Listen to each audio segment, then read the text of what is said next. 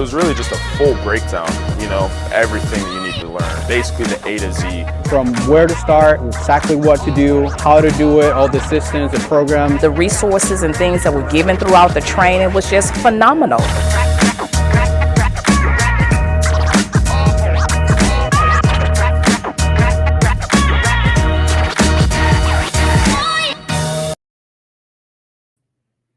What's up, everybody? Happy Friday. Welcome to the Deal Desk. If this is your first time tuning in, welcome. This is season 2, episode 9. The way this works, and it's not too late, you head over to the ritoolbox.com, submit your leads, and you watch whatever guest I have make the leads. They call the leads live, right? So this isn't pre-recorded. If you're watching this is live. This is on my YouTube channel. The only thing I ask is that you click the like and subscribe button. It's completely free. If you have an acquisitions team, bring them on. Every guest I bring up has a different style, right? I'm really looking forward to this episode because this guy is really well known. He has a really interesting skill set and style. Let's bring him on. We got Steve Trang. What's going on, man? Not a whole lot, man. I'm excited. Excited to be on the Deal Desk. You ready? I think the last time I saw you make some live calls was the Closers Olympics, the first one. Yeah, I think that's the last time I did anything where I posted where I was making live calls. So that would make sense. Awesome, man. So, I mean, most people know you in this industry, but let's get to know you a little bit deeper. Can you tell me, first of all, how did you get started in real estate? Like, what is your background and how did you transition to this industry?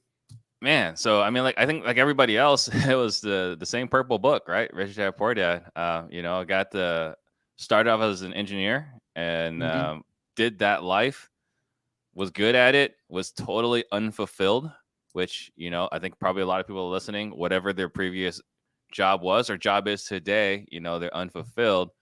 Got to think there's got to be something better. And you find out there's another way to make money that doesn't require you to do something you don't like.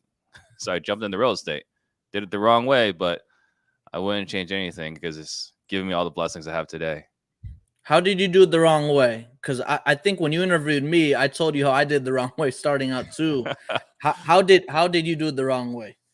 Well, the book says go buy some rental properties and make passive income. It never says to become a licensed realtor. So, we go to buy rental properties and I meet a realtor and I find out this realtor is making more money than me, right? Like I've got a master's degree in electrical engineering. I'm making $70,000 a year. This dude's just hanging out with people, drinking, playing golf, and he's making 6 figures. It's like, well, hang on a second. So shiny object syndrome, like every other entrepreneur. So I was like, well, I quit my engineering job, became a realtor. And then that sucked from 2007 to 2013. So definitely went the wrong way. But I wouldn't be here if it weren't for some of the stupid things I've done. Yeah, exactly. So how did you get good at sales in general? Because a lot of people that get in real estate, they don't really have, real estate is really a people's business. And some people getting into this business, whether it's wholesaling or flips, they think it's like a get rich overnight kind of thing. But a lot of people lack the sales foundation, the skill set to communicate with people. How did you have a background of communicating with people? How did you get better at sales in general? I sucked at it really hard is really how I got good at it. There's two things was that even though I wasn't great at it, I just kept going, right? Again, like I have an engineering background. I'm not naturally charismatic. So, I think the fact that I was so bad at it gives me an advantage today because I had to work harder on it than anybody else. There's so many people that are magnetic, charismatic. It's just easy for them and they can just win with confidence and suave, right? Suave.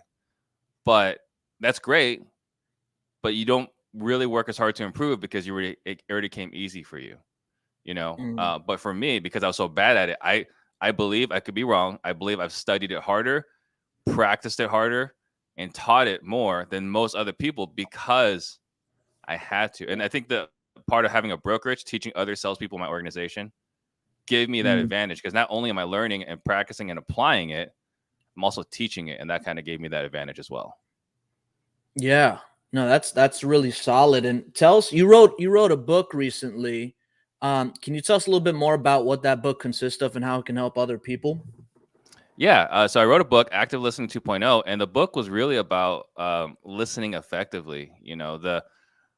so many people believe that sales involves convincing the other person, right? Like, let me show Steven how awesome I am. If I could just show Steven how cool, how great, and how much people love us, for sure, like, Steven's gonna work with me, right? And that's what we all think of sales before we get into it, before we start studying it. So the book is about how to effectively listen, how to ask questions to get people to speak more, how to find out what the question is behind the question. And so it's a lot about listening effectively, setting proper expectations, being very clear from the get-go, what you want out of the appointment and what I want out of the appointment. And the reason why it's so important, if you think about every situation where you've ever been disappointed, is because you're expecting one thing and you got something else. And so for us, we always want to make sure we're setting the proper expectations for the appointment, because if you don't, homeowner thinks, all right, Steven, why don't you walk around my house? If you need to take pictures, whatever, make me an offer. Yeah. And if you're the best offer, I'll call you next week. Right? Like, that's the homeowner's expectations, but we want to buy a house. And so we talk about how to effectively set those expectations so that you can win more in the long run. Yeah, that's very underrated. Some people, they try to either manipulate, or maybe they're just trying to convince somebody to do something they don't want to do, and they forget that listening is one of the most important things you can do with a homeowner, because really you're not really selling it, you're kind of bringing a solution to a problem that they may have. Right. So what is your just real quick, one of the reasons why everyone has to do a hard close, like, you think of sales, you think of hard close. Yeah. The reason why you have to do that hard close is because you're trying to push this because their expectations weren't there.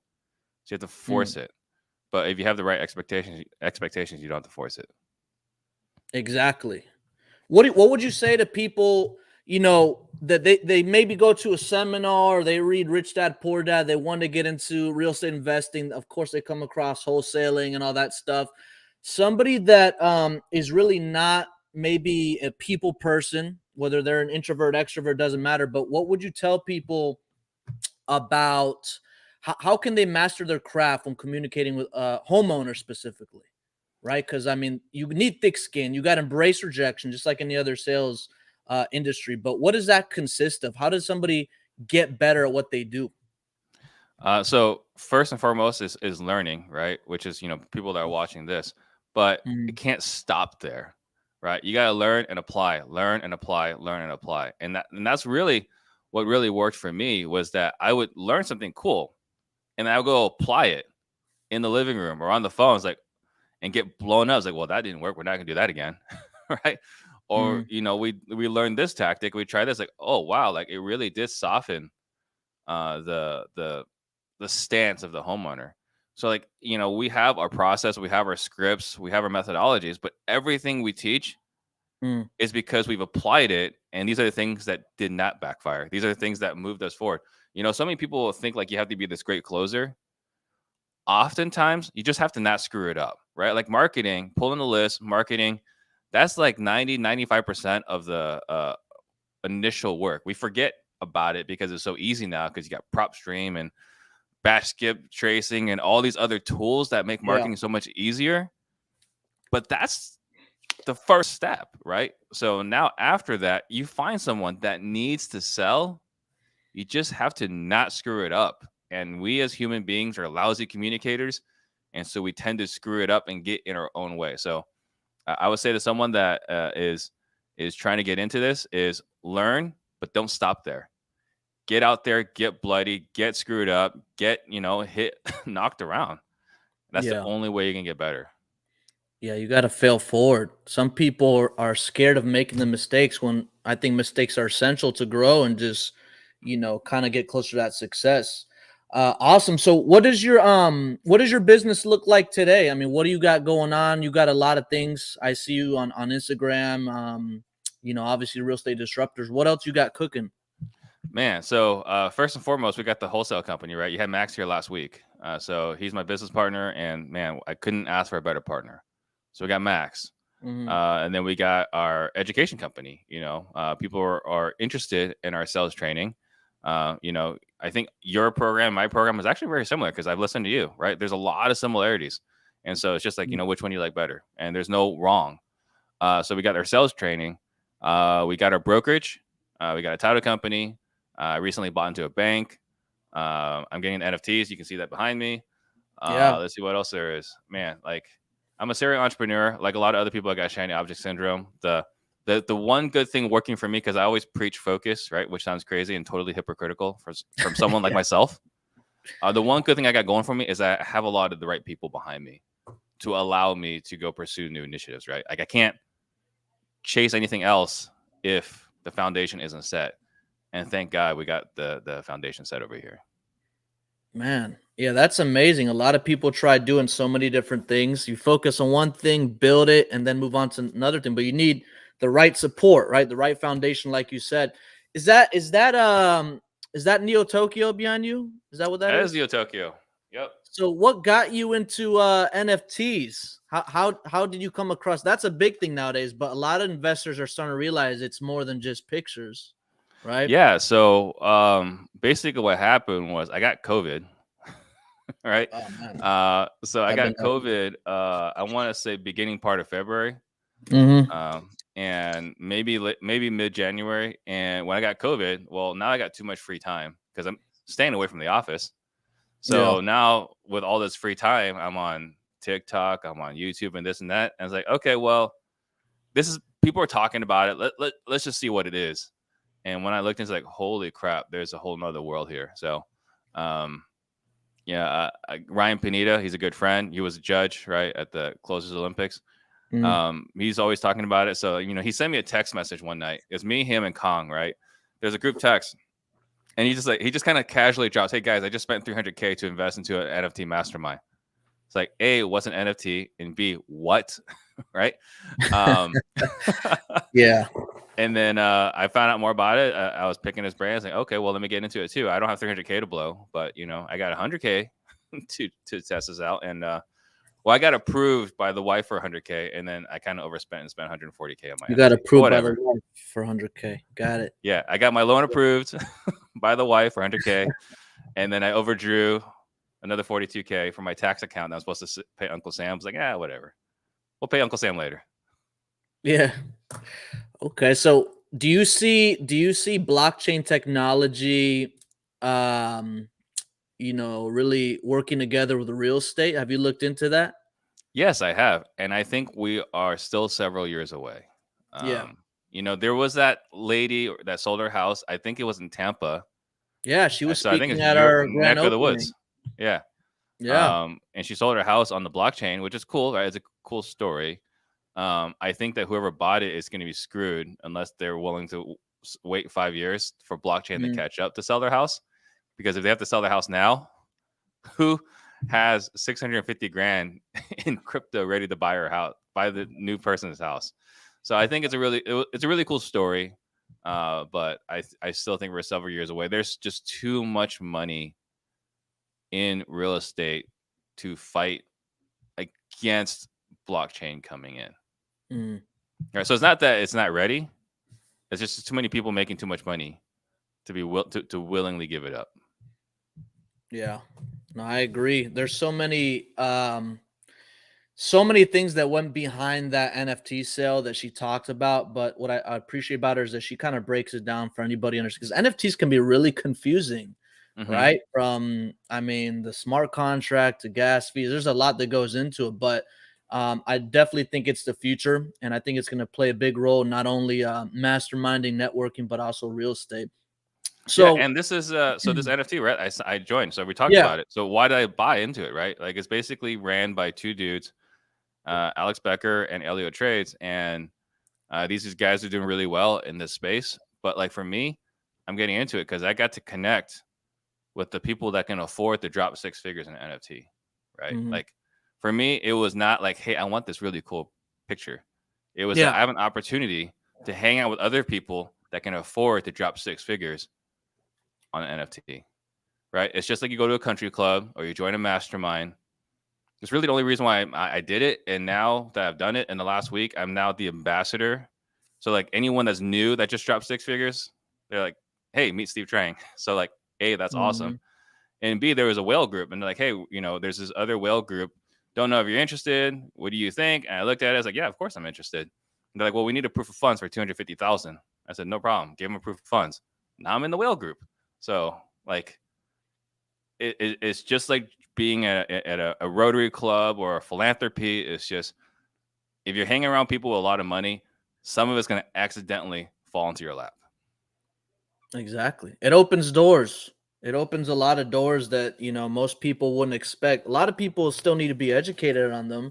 They don't realize the full power. Like, we have these metaverse RIA meetups, and Yeah, the I saw that first time I went to that, you and Blue Notes, Brandon Blue Notes, I think were yeah, one he of the was first on there few too, to man. It's launch just it. like it's still so early, because the thing is, like, we have an event, and then all these other investors attend, but they're more fascinated, like, about the technology and what you can do walking around, and you could open up like your Google Drive and share contracts. You can even watch the deal desk in there. But like, we if we have a specific topic, it could get really sidetracked, because I don't know, there might be a freaking picture floating or something. So we're still having those just to get people familiar with the technology, but it's very powerful. People can even showcase their NFTs. It's connected to the wallet. You can connect it to a wallet.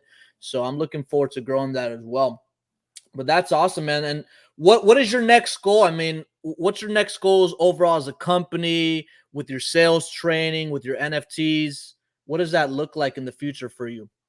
I would say the biggest thing really is we are trying to create more content. I mean, Joe Rogan was the target for the longest time. You know, he got $100 million contract from Spotify. I was like, man, I want to catch Joe Rogan and have, the number one podcast.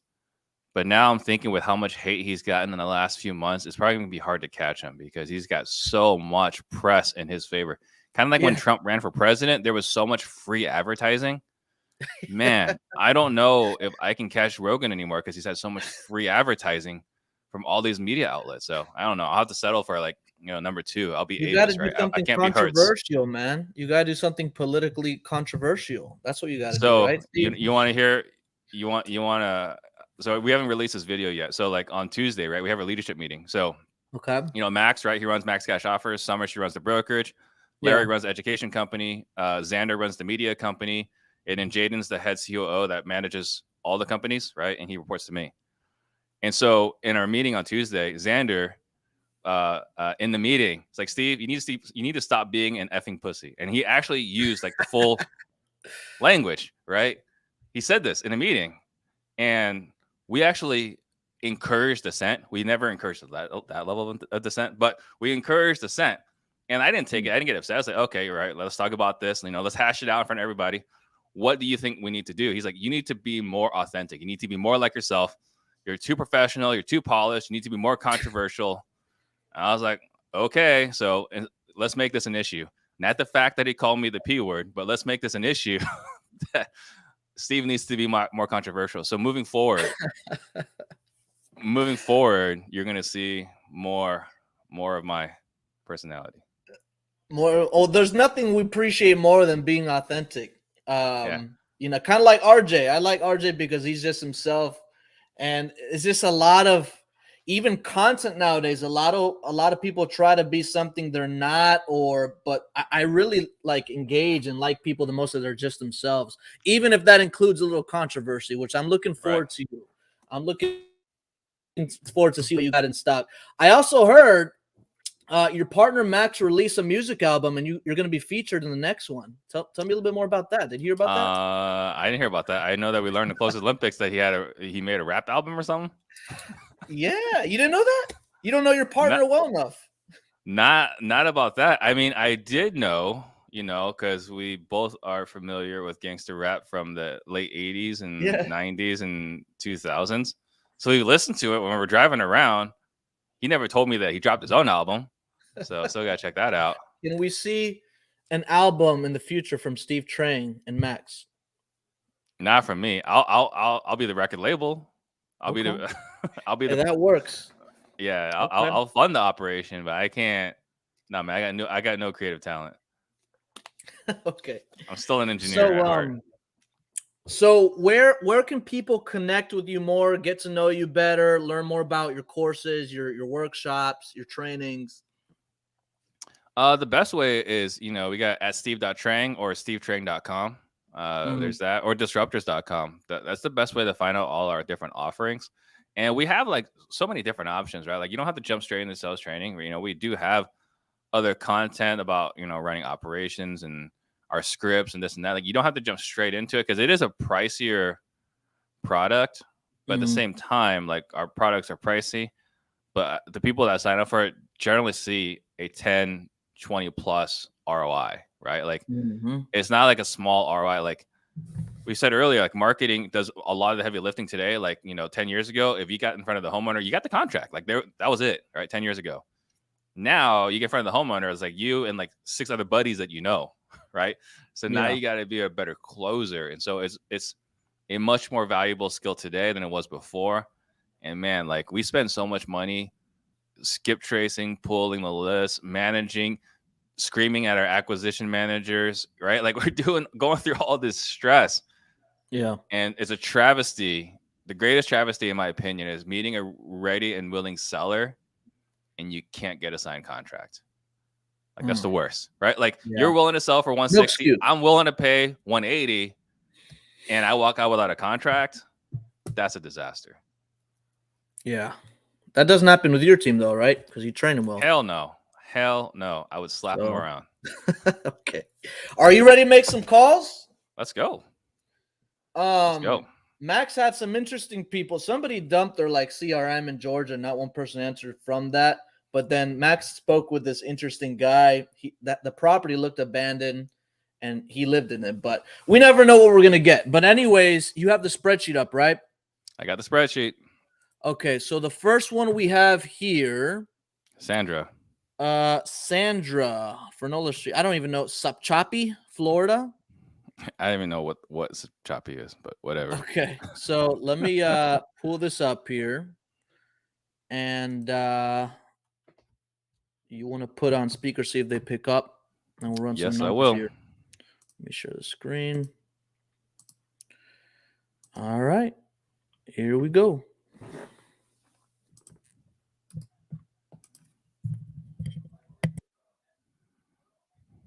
Welcome to Verizon Wireless. Your call cannot be completed as dialed. Please check the number and dial again.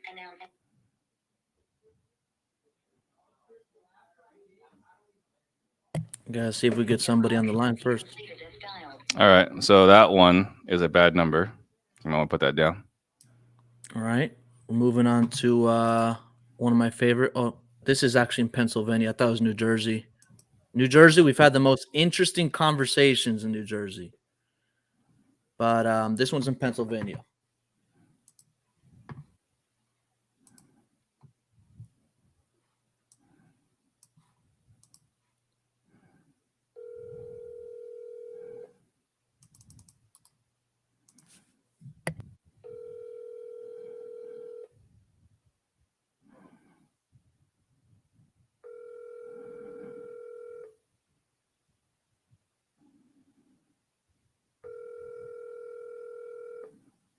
The mailbox belonging to 57061677090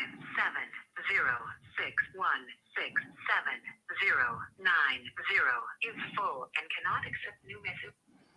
All right, message is full. Were you about to do that voicemail drop thing you were talking about, or you did? Maybe. Can you tell the people what that is? Yeah, so we do the cliffhanger voicemail, and basically the cliffhanger voicemail sounds like, "Hey, Steven, it's Steve. I'm giving you a call about 123 Main Street. It's important you give me a call back because," and then we hang up. And what happens is it's an open loop, right? Like people can't stand the lack of closure, and so they're going to call you back, right?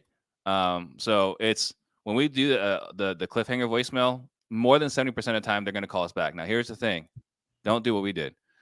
We use this as an RVM blast. Man, we got blown up with so much anger and hate. So don't do it. The phones? Don't do it on a voicemail blast. But if you got someone that you want to talk to, it works really well. Okay, that's actually a really good tip. You guys got to write that down. Try it out, but don't RV and blast it. Yep. All right, so this property is completely rehab. Let's see where this goes. Which one? Houston over there? Mm-hmm. Sidner. I guess this picture on Google's before the street view.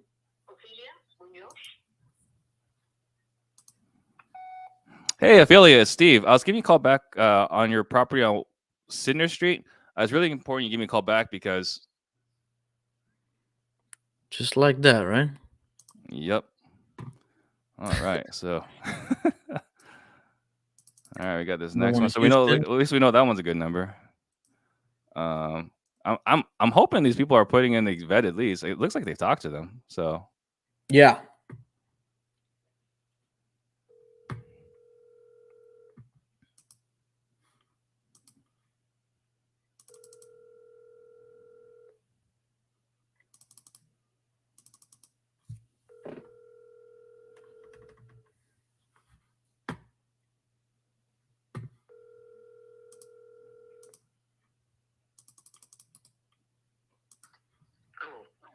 Hey, Felix. Hey, this is Steve. I'm calling about your property on Sadler Street. Probably caught you at a bad time. What street? Sadler? Yeah. Yeah, sounds like. Did I wake you? No, you didn't wake me. I'm woke. Okay, cool. All right. So, we're reaching out to homeowners that, are looking to potentially sell the property, frustrated with the bank, or, overall thought about selling the property, but don't want to go with a realtor. I don't suppose any of those apply to you. No, why you think that apply to me? My property paid for. Over there on Saddle.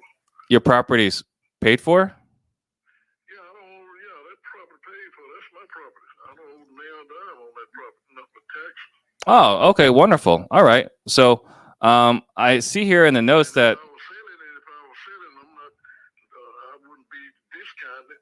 So I know that's what you're looking for. Oh. I sell that property. If I would sell it, I'd sell it for about $325,000. $325,000? Yeah, that's a fourplex. That's a fourplex. Got it. Okay. And you've gotten offers in that range already? I haven't had no offer. I ain't trying to sell it. You called me. I didn't call you. There ain't no for sale sign on that property. Oh, you know what? I apologize. My partner mentioned to me you guys are potentially interested in selling. You're not interested in selling at all? No, I'm not interested in selling. I sold 16 units here I sold them in 2000. I sold them in 06, and I didn't over $65,000 on them, and Kylie Hayes, I sold them on, which I sold for $450,000. Now they worth $1 million. Got it. And I saw some property I know on Crane that I could have bought, I don't know, several years ago, and I saw in the paper where they offer these two fourplex on Crane, and they want $750,000 for it. So ain't none of this property is cheap, man. Yeah. Now you might can get somebody in distress or something, need money, and them the kind of people you're probably looking for, something you can make some money off and flip. But see, when I sell mine, if I sell it, it's gonna be top dollar. But I got 22 properties. 22 properties. But two. Wow, that's awesome. Make like $25,000 a month. Okay. And I'm gonna just the property I buy now, I just buy it and flip. I ain't renting no more.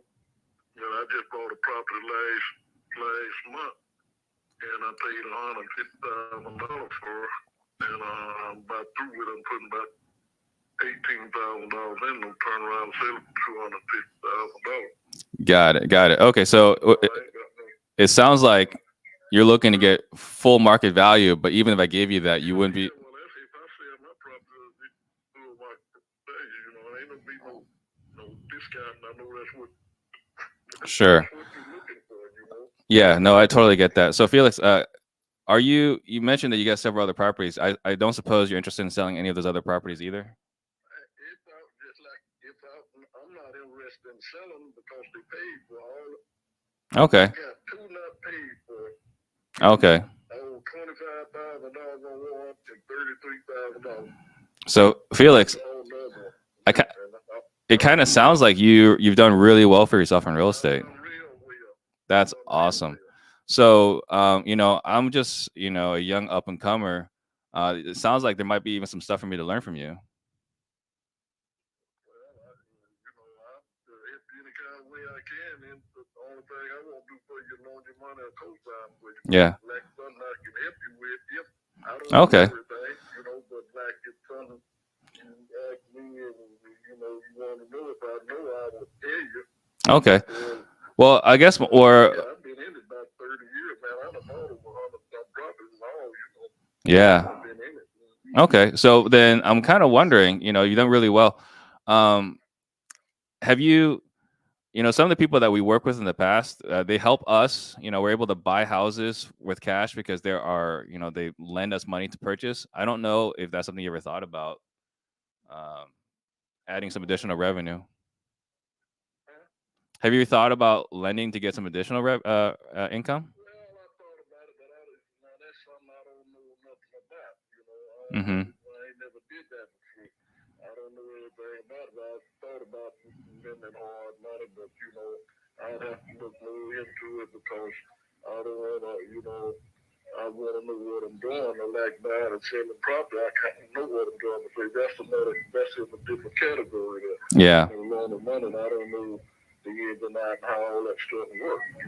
Okay. But I remember one time I was gonna loan some young guys some money, and Yeah. I met them, and hell, they wanted me to just loan them $50,000 because they was gonna be or something. What the fuck you gonna put up? Oh no, nothing like that. No, what I was thinking, like, Ain't no way in the hell I would loan you no $50,000. You ain't putting up shit. no, nothing like that. It would be basically if I was looking to buy some other properties, because you sound really smart and you're familiar with the business.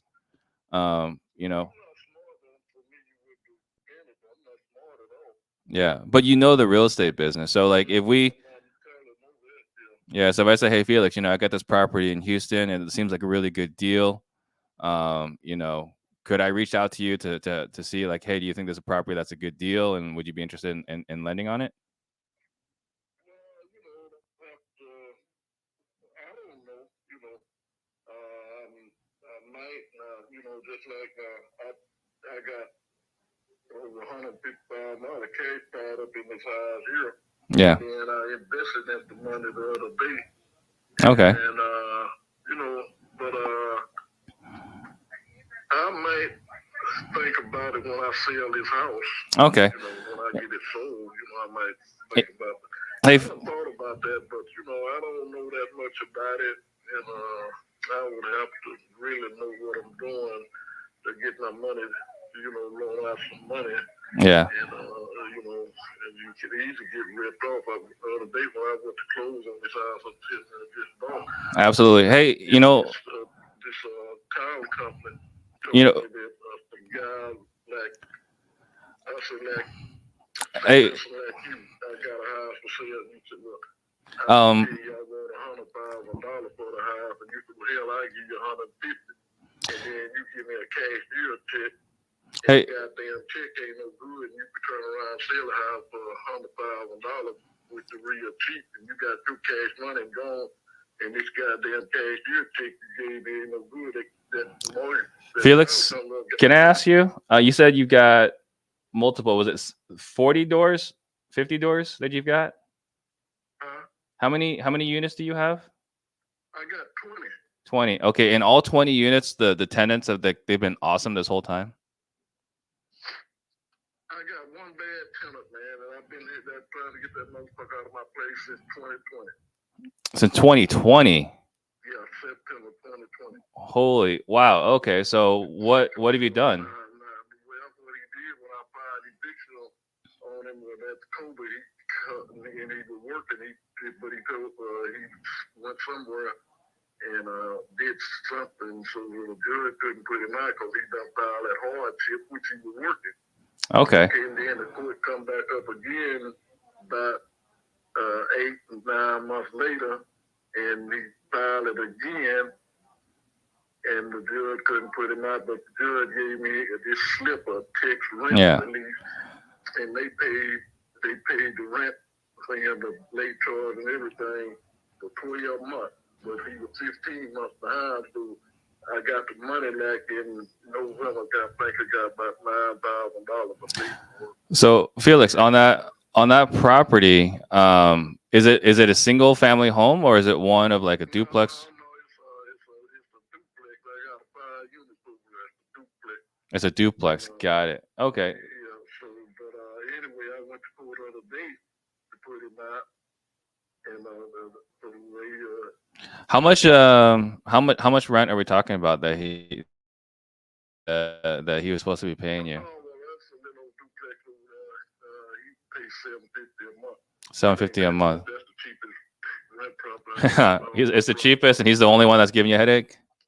He owns one. The rest of the people over there have been there like 5 to 15 years, and they pay the rent and everything. It's just him.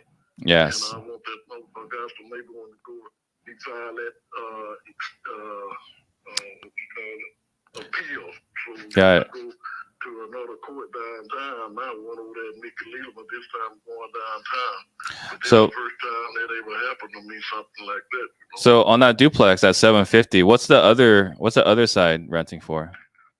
Well, both of them rent for $750, and I got 3 2-bedroom houses they sit on the same property, and they all rent for $750. Okay, so The rest, Felix, I'm not sure if this makes sense here, but some of the times that we've talked with other other investors and they wanted to sell their properties, what we did with them was basically we just paid what the rent was, and then they didn't have to deal with the tenant anymore.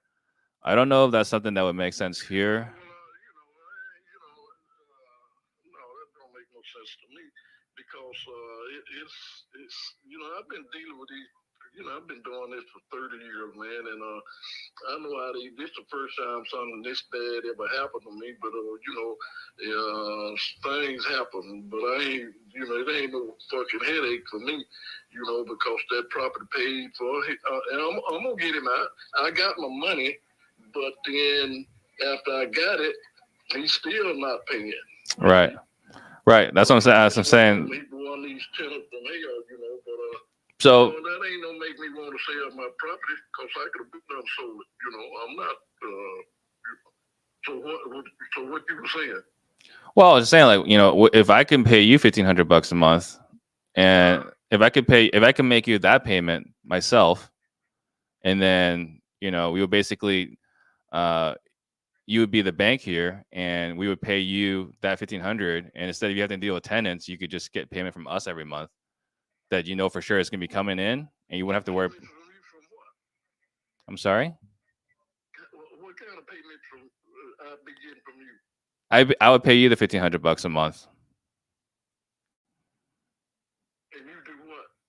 I would basically buy the house from you on. Well, I don't want to sell it. Got it. Okay, then there's no way you would ever consider selling it.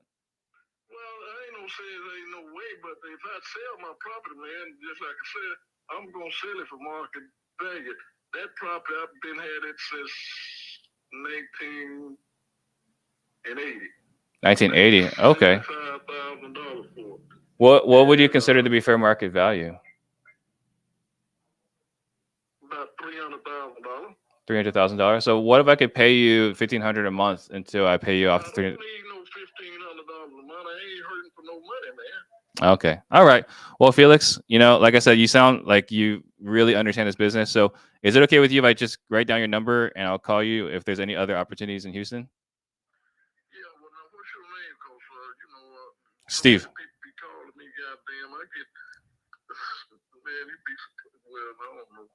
But people calling me, my text be full of stuff, and got letters in the mail. They got some of them send me card with a picture of my property on, just on Yeah. and on and on. I mean, everybody's in it now, seems like Yeah. you get lots. Okay. But hell, all those things is sky high now. I just bought a lot. Well, I bought it back in 2020 and I sold it 2021. I paid $57,000 for it and turned around and sold it for $95,000. Hey, Felix, what was that address on that property? You were saying that you wanted 300,000 or yeah. What was that address with its? It's Cashmere, 3913 Cashmere. Okay. All right. And I only cheated high, I don't know what. man. Just like I was telling you, property down there on Crane that I looked at. But I didn't see. I saw it last night on the internet, and they were just two fourplex. They want $700,000 for that property. Okay. All right. Felix. So yeah, it's this is my number. It's Steve Trang, and I'll give you a call back if I have any other good deals in Houston that I might want to run by you. All right. Thanks, Felix. Bye. Okay. So for somebody, that's I think that could be a private money lender. Mm-hmm. How do you usually deal with people like that? He sounded like he was people say, well, I'm not really looking to sell. But then again, he gave whoever spoke with him earlier, initially, all this information. You know? Yeah. So what else was there? Yeah, he didn't really seem like there was a lot of motivation. I don't know what it was. I mean, because he kind of like when I called initially, he sounded like sleepy, and then he kind of woke up, and then he kind of went back to like calm. So like he was engaged for a minute. I did something right, and then I did something wrong. I don't know. Okay. But yeah, I mean, I think there wasn't a lot of pain, a lot of motivation. He's like he wants full market value, right? But Yeah.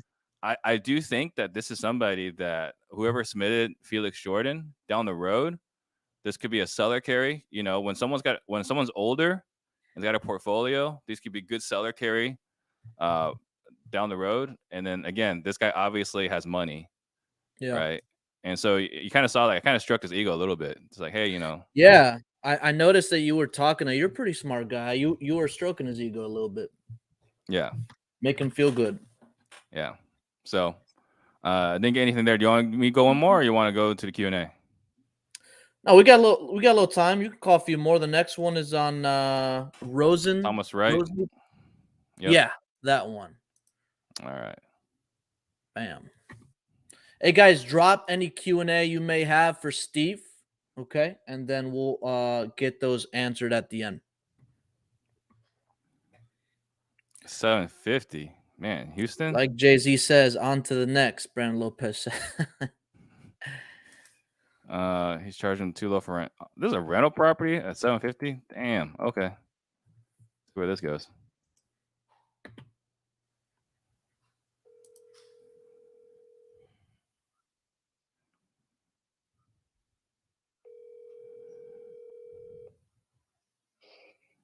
Hello? Hey, Thomas. Yeah, who's this? Hey, yeah, this is Steve. I was calling about your property on Roseneath Drive. Probably caught you at a bad time. You didn't catch me at a bad time. All right, cool. I appreciate it. So, my partner told me you're possibly interested in selling your property on Roseneath Drive, but there wasn't really a whole lot of notes, and I want to kind of hear directly from you what was going on in that property.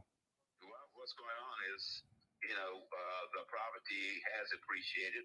Everything is for sale, but basically, the best offer I can give you would be $950. $950. Okay. All right. Awesome. And how did you come up with that number? Well, I mean, that's the market. That's the market. Okay. And I'm seeing here that this was it's for rent. You mean it's for rent? Or this is the one that you're living in. Wait a minute. Yeah, I thought you were calling about the specific, which Yeah. is, I assume you've done your homework, which is a 5-plex. Mm-hmm. And you've got tenants in there. A 5-plex. Right. And I was seeing that the rent was kind of low and there were some challenges with COVID. I don't know what you mean by that. Okay. So Where are you reading this? like I said, my partner put in some notes here, but it's kind of unclear. So I'm trying to really understand what he wrote in here. I apologize. Sure. No apology necessary. Yeah. I mean, the bottom line is $950. Okay. And you've gotten other offers around that range? Sir, you calling me, you're getting deep into my business. You asked me a specific question about the property. I told you what I would be willing to accept for the property. Okay. And there's no way you take anything less than that. $949. $949. Okay. All right. Thanks a lot, Thomas. Okay. Have a great Bye. 949. That's a 200K price increase from the last note. Yeah. But yeah, the picture you showed here, it looked like I could not tell that was a fiveplex. Could you? The It's picture like you pulled up from a moment ago? the brick house. Yeah. Let me see. Let me pull it back up. Yeah, but I don't think fiveplexes are going up for that much in Houston. They're not going for that much here.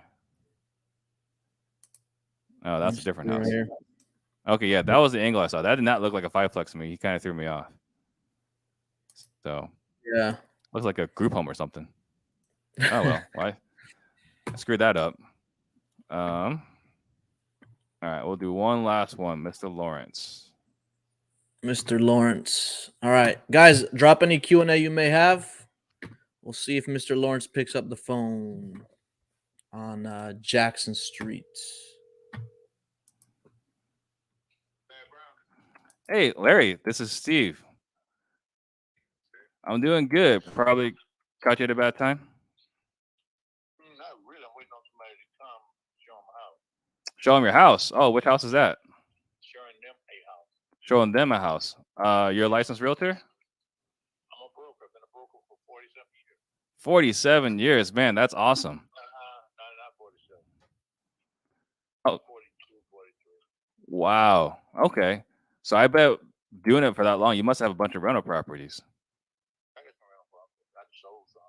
Oh, you did? I had apartments. I had motels. I had a lot of things. Okay. So I'm calling you about a property specifically on Jackson Street. You saw that one yet? It's gone? All right. First of the year, they wanted to close last year. I told them, nope, we don't want to do that. Got it. My had claims Okay. I don't suppose you have any other properties that you've that are frustrating you, some difficult tenants? No? Okay. All right. Well then, I'll let you get back to your showing. Have a good day. Bye. 47 years. Yeah, he's a real estate broker. I don't know how much is gonna go. I don't know what I was gonna do with that one. So anyway, yeah, probably didn't really get to show off very much, but hopefully there was some value there. Yeah, absolutely. You want to answer some questions? Yeah, let's go. All right. First question, Jorge Luis Castillo Ruiz. If I'm assuming you meant prospect tells you if a proposed tells you overprice up front and said not to be accept anything under, should I try to persuade or also tell him that's not a good fit for us? I'm assuming you meant prospect. Yeah. If he tells you a high price up front and he won't Yeah. accept anything under it. Yeah, so there are a lot of people that will say that and don't mean it. And that's right. Like it's just like when you walk into stores, like, hey, can I help you? Like, oh, I'm just looking. Someone says that, right? Like, that you went there to go buy something, but you're gonna lie to the person and say you're just looking. So when someone says like, I'm not taking an offer less than that, they might think that's true, but it's not true. Right. So we'll continue. So I would find out. And you kind of heard me test it with a couple of these other guys. Like, so you're not taking anything less than that. Yeah. Right. Or, if I gave you an offer today, if I was able to buy your house today, you wouldn't take anything less than that amount. And you say no. Now you got a decision whether you want to continue pursuing this or not. But I think what happens a lot, Jorge, is we try to persuade. And really the first thing we got to do is sift and sort. And then once we find someone with pain, then those are the ones that we try to get a contract, try to buy their house. So this is a way of them disqualifying themselves.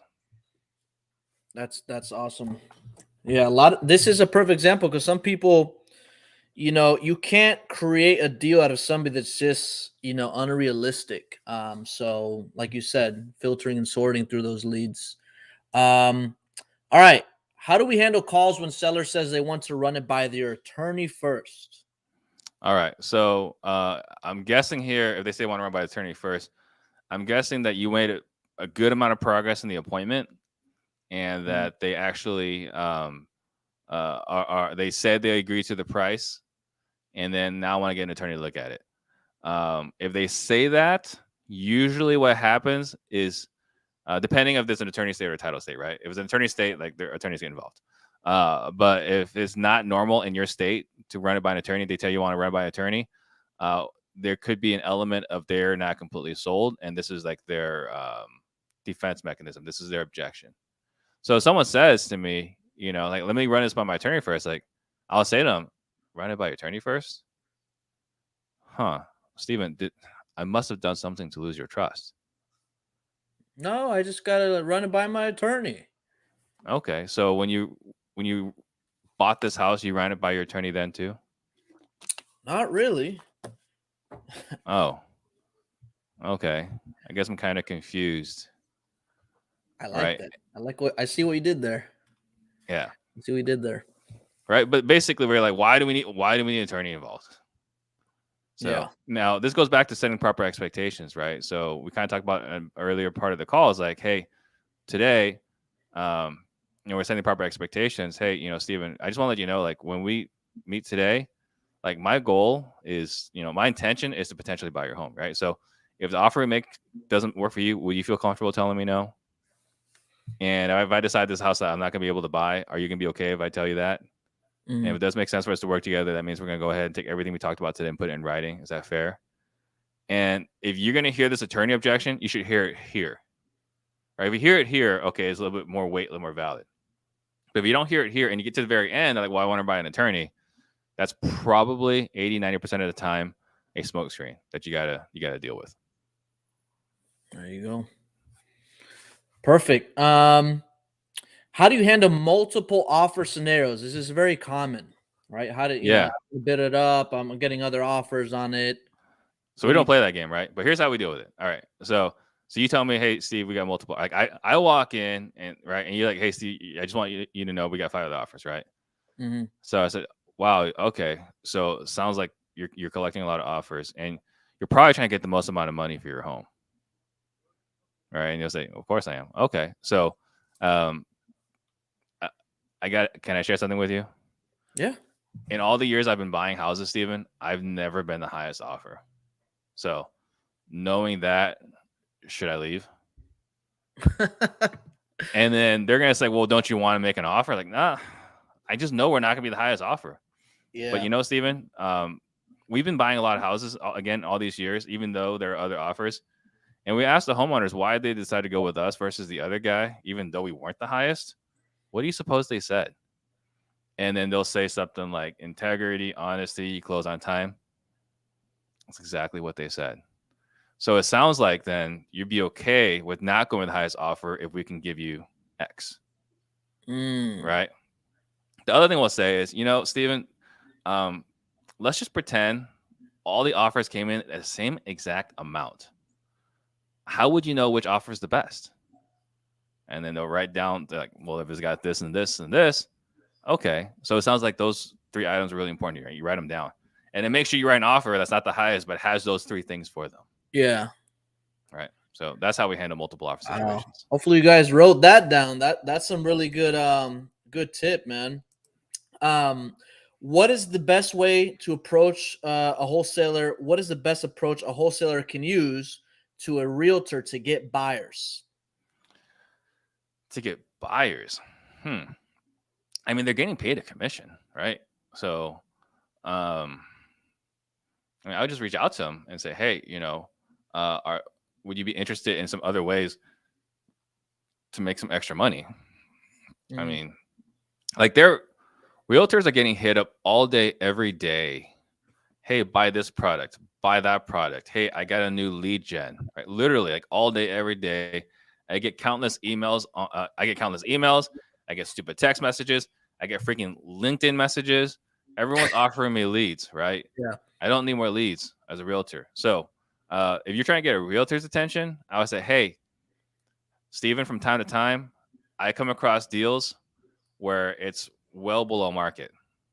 Do you happen to have any cash buyers that you'd be interested in that you think might be interested in buying some discounted properties? We'll make sure that you're able to get paid on these deals too. Right.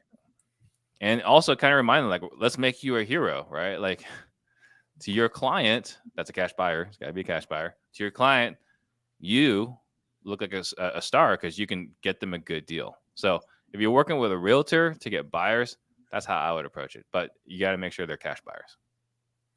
There you go. All right, a few more questions. What marketing channels are you using, and are you looking to move to any new channels? Right now, we are predominantly doing direct mail and cold calling. Those are our two best. We also do PPC, but our two best right now are cold calling and direct mail. Facebook marketing is right up there too, but I would say those are our top two. Yeah. And are we looking to add any new channels? Absolutely not. Right now, our I mean, this sounds stupid, right? Our focus is to focus, right? Like that, we want to focus right now. There's again, being entrepreneur, shiny object syndrome. Like you're always getting bombarded and like, hey, this, that, hey, I did this and this worked really well. And if we could just get really good at what we're doing, if we could just get really good at what we're good at, just get better, it'd be far better than to add other things, right? And again, like this sounds hypocritical because like I've got all these other businesses, right? But I have all these other businesses because I have the right people running it. And so when you got the right people, one of the worst things you can do as a business owner is like throw in more things for them to do. So, let them excel. If you want to add some things later on, do it maybe on a quarterly basis, but what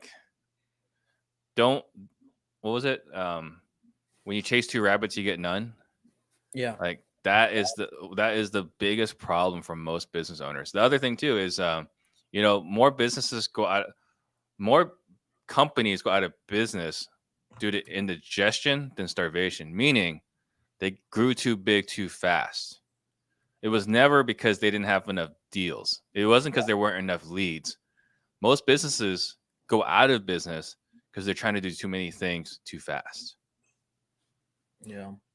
Right. Just think about how many leads have you guys ever had that, if I would just call them one more time, I would have gotten it. But, I didn't get to it and someone else got it. That's what happens when you're trying to do too many things. Yeah. No, that's very true. How do you, a lot of people say that cold calling doesn't work or it's too hard to find quality cold callers. Like, how do you, what does that look like for you? For people that aren't a big fan of cold caller, they're scared because the accent overseas, or like, what does that look like with you? Well, step one, you have to be good at it first before you're qualified to hire it out. You guys heard that? Yeah. You got to be good at it first. I tell people that all the time, and they try to hire a cold caller without knowing what it feels like or what it is. Yeah. Like, how can you possibly handle the objections, right? Like, I will sit here and tell you, I give myself probably a 7 out of 10, right, on my performance today. I think there were things I could have done better, but these are people I've never talked to before. But there are definitely things I could have done better. But I know what I can work on. I know what I can improve upon. And likewise, you can tell me what I did wrong. You might have learned like, man, Steve sucks. Right? But on the flip side, I can go and listen to my people like, hey, here's where, you could have done differently next time. Right? If you're not good at it, you can't hire it out. So that's step one. Step two, we personally, Max and I, we use call magicians. So Stratton was one of our first mentees. We worked with him back in 2019, right? And then he had success. I was like, hey, you know what? I'm gonna hire VAs to cold call. And after I hired VAs to cold call, I was like, man, like everyone's asking me about my VAs. Let's start a cold calling company. So we use call magicians. We're really happy with them. They're as far as lead source, they were our number one lead source for the first 2 months of 2022.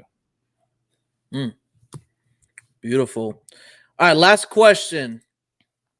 How do I find quality people who are already trained or I can train to be in acquisitions? So, man, this is one of the toughest markets to hire right now. Yeah. I have never been, and I've been doing this for 15 years. I'm not saying this to brag in any way. I've been doing this for 15 years. It's never been this hard to hire quality people. No one wants to work hard. And I'm not like bitching like an old person, right? I'm just saying like it's harder today. Why is than that? last year, than a few years ago. I think the one good thing about COVID is it gave a lot of people an opportunity to reflect. They got to say, like, my boss sucks. I hate my job. Why am I doing this? Right? I'm getting paid $40,000 a year from Joe Biden. Like, I don't have to put up with this BS anymore.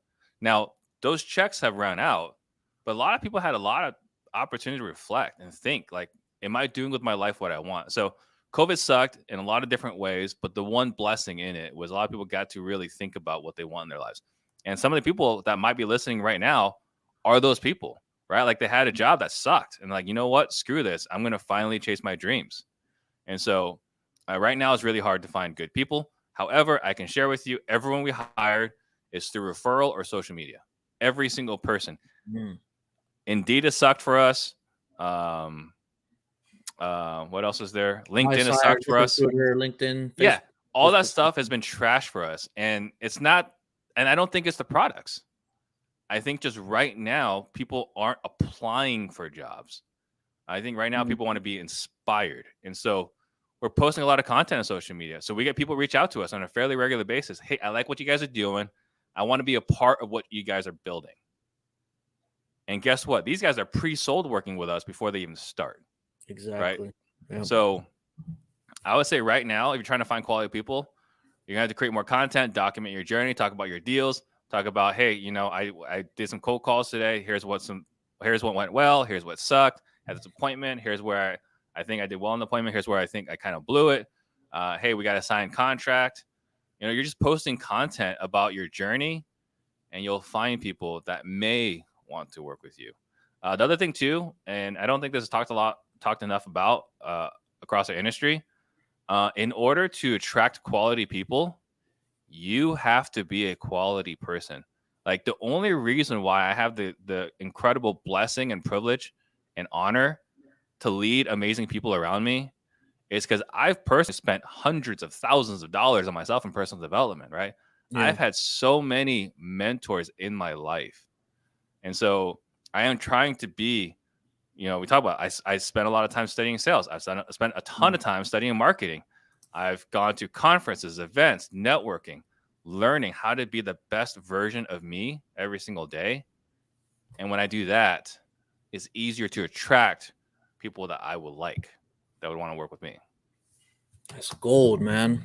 It all starts off with you guys. Well, Steve, anything final you want to say to the viewers, to the audience before we get off here? Man, I would say, you know, I think what you're doing is awesome here with the deal desk. You know, just everyone that's watching you, like, just listen to Steven. He knows what he's talking about. All right. That's what I would say. Listen to Steven. He knows what he's talking about. If there's anything we can do for you guys, right, you know how to get a hold of us at Steve Trang, stevetrang.com, disruptors.com. But man, like, keep going on your journey. Don't let people hold you back. Don't let the naysayers hold you back. There are a lot of people that told me I was crazy, and I would not trade my life for any one of those people that are trying to hold me back. There you go. Love it. Trying to stay alive on my show. I'm choking on here. All right, man. Well, thank you so much for joining. Guys, make sure you check out Steve Trang. Reach out to him. He's incredible. I'll see you guys next time.